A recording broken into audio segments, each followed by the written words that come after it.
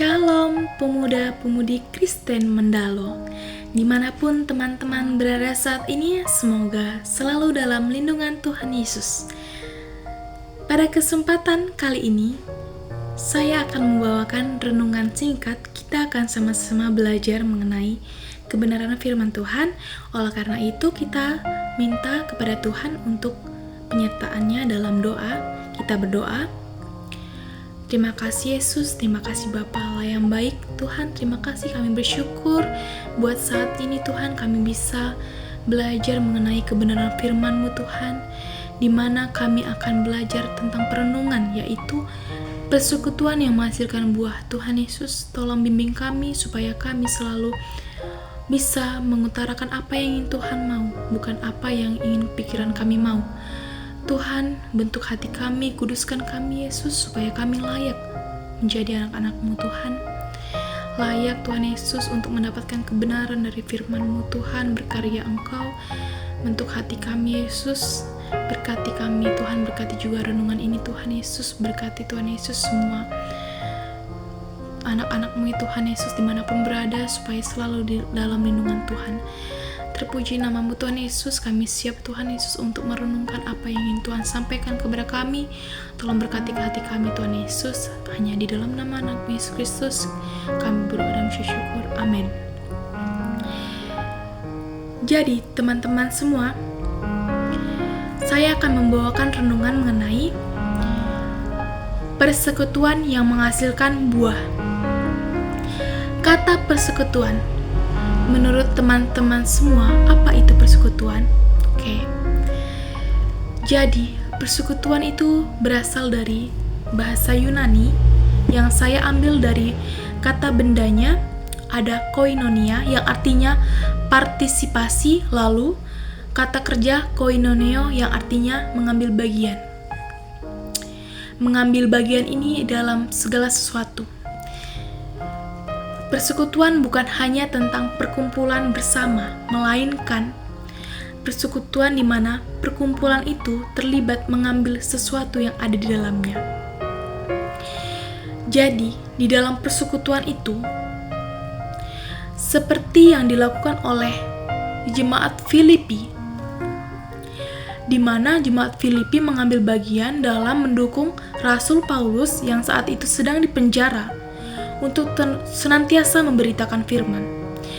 Jadi menurut Rasul Paulus, jemaat Filipi telah melakukan pelayanan atau mengambil bagian dalam pelayanan karena terus mendukung Rasul Paulus untuk memberitakan firman. Nah, di dalam persekutuan tentunya ada dasar yang melandasi persekutuan tersebut. Mengapa seseorang itu bisa mengikuti persekutuan? Jadi, dalam persekutuan tentunya ada dasar, yaitu kasih. Seseorang rela mengikuti persekutuan tentunya mengenal kasih. Kasih kepada Allah, kasih kepada sesama manusia. Lalu, dasarnya juga, dalam persekutuan tentunya kita percaya bahwa kita sama-sama percaya bahwa Allah telah menjadi penyelamat kita. Allah telah menjadi manusia. Kita percaya Allah juga telah mengambil bagian dalam persekutuan kita. Allah rela memberikan anaknya yang tunggal, yaitu Tuhan Yesus Kristus, untuk datang ke dunia. Tuhan Yesus merubah inkarnasi menjadi manusia, inkarnasi Kristus.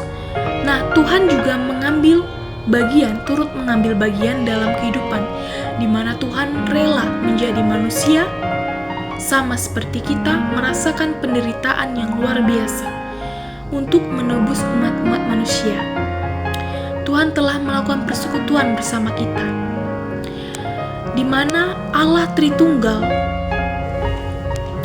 bekerja memastikan kita punya persekutuan dengan Kristus.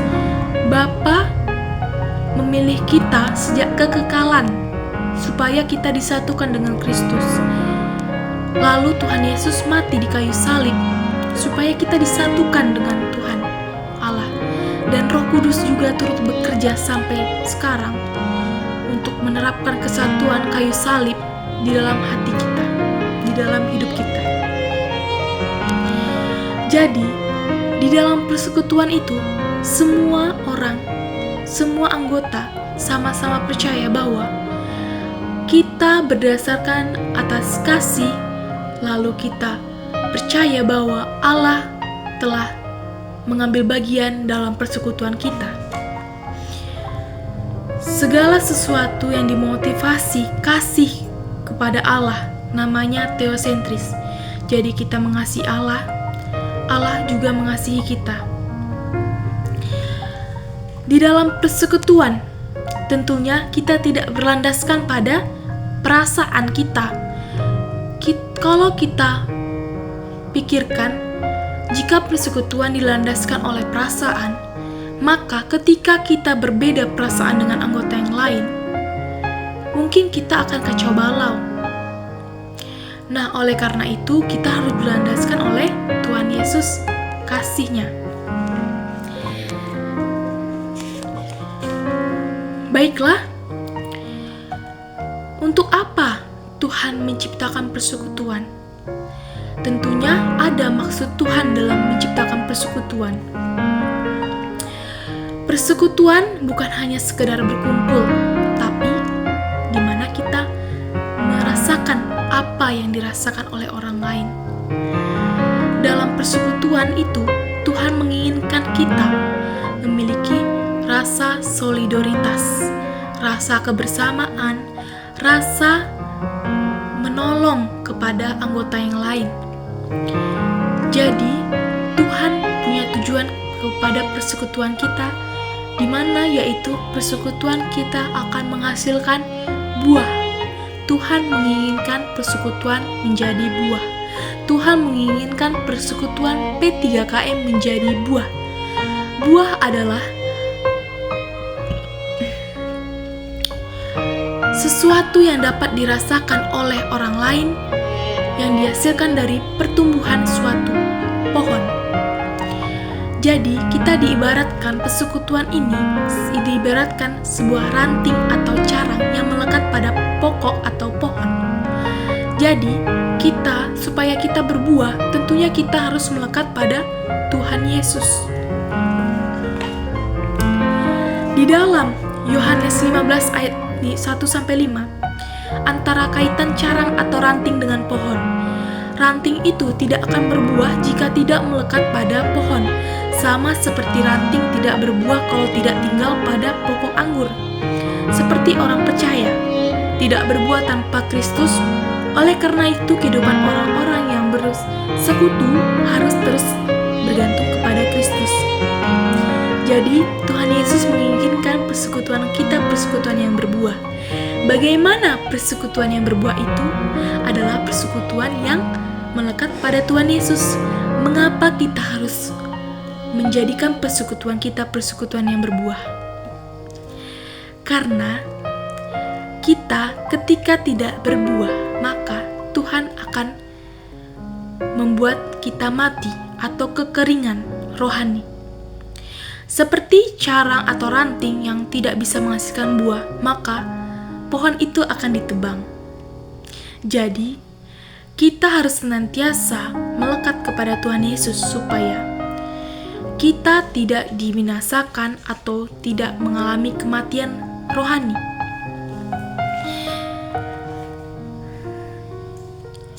Jadi, dalam menjadi persekutuan yang menghasilkan buah, tentunya ada syaratnya, yaitu kita harus menjadikan Kristus sebagai pokok anggur yang benar. Apakah saudara-saudara sudah menjadikan Tuhan Yesus sebagai pokok anggur yang benar? Karena ada juga pokok anggur yang salah. Nah, kita harus percaya bahwa hanya Tuhanlah pokok anggur yang benar. Lalu syarat yang kedua adalah kita harus bersedia menanggalkan atau memotong kebiasaan-kebiasaan yang lama seperti dosa dan keinginan-keinginan daging yang dapat menjauhkan kita dari Tuhan Yesus. Juga kita harus tinggal di dalam Tuhan. Bagaimana tinggal dalam Tuhan? Artinya kita mengharapkan pertolongan Tuhan, kita selalu berdoa kepada Tuhan, kita memuji Tuhan, karena hidup kita hanyalah untuk memuliakan dan menyenangkan hati Tuhan. Persekutuan P3KM kiranya menjadi panggilan atau tujuan Tuhan supaya persekutuan P3KM bisa menjadi persekutuan yang menghasilkan buah yang dapat dirasakan oleh semua orang, buah yang dapat dirasakan dampaknya bagi semua anggota. Oleh karena itu, bagaimana sih cara agar persekutuan kita itu bisa berkenan kepada Tuhan? Tentunya dengan menyenangkan hati Tuhan. Kita menjadi berkat bagi sesama, kita menjalin hubungan akrab dengan Allah, komunikasi intim, berdoa, menerima firman secara teratur, kita belajar menghasilkan buah-buah roh, kita memelihara firman Allah. Tapi teman-teman, saat kita berusaha untuk mendekat kepada Tuhan, tentunya banyak rintangan. Oleh karena itu, kita meminta bantuan kepada Roh Kudus, kita berdoa kepada Roh Kudus, kita berdoa kepada Tuhan Yesus supaya memberikan Roh Kudus, supaya kita selalu dijagai, supaya kita selalu dituntun, supaya kita diarahkan menjadi anggota persekutuan yang selalu menyenangkan hati Tuhan, yang tidak jalan serong ke kiri dan ke kanan. Kita selalu mengandalkan Tuhan, kita selalu meminta pertobatan. Tentunya kita harus mengalami pertobatan, Roh Kudus akan hadir dalam hidup kita. Jika kita masih hidup dalam kehidupan yang lama, Roh Kudus tidak akan mau hidup dalam hidup kita. Maka kita harus membersihkan hati kita, maka Roh Kudus akan diam di dalam diri kita. Jadi, mari saudara-saudara terkasih, kita mau dibentuk oleh Tuhan Yesus, kita mau dibentuk oleh persekutuan dengan Tuhan, karena Tuhan ingin membentuk kita menjadi persekutuan yang berbuah, persekutuan yang bisa dirasakan dampaknya oleh semua orang.